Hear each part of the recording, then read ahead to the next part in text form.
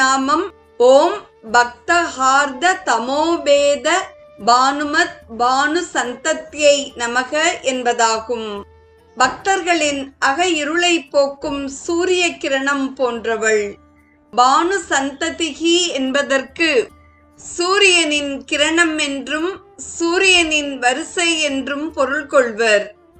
முந்தைய நாமத்தில் குளிர்ந்த சந்திரனாக குறிப்பிட்ட வாக்தேவிகள் இந்த நாமத்தில் அகையிருளை போக்கும் ஆதவனாக உருவகிக்கின்றனர்.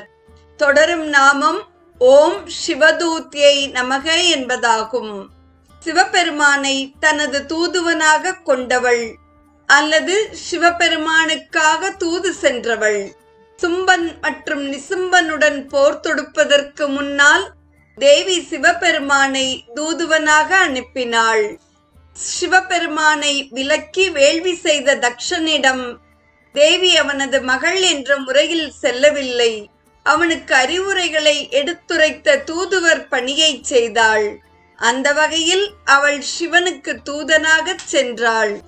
சண்டிகா தேவியின் திருமேனியிலிருந்து தோன்றியவள் சிவதூதி என்று தேவி மகாத்மியம் உரைக்கிறது.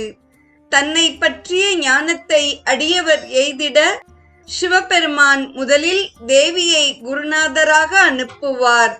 அவ்வகையிலும் அவள் சிவதூதியாக திகழ்கிறாள்.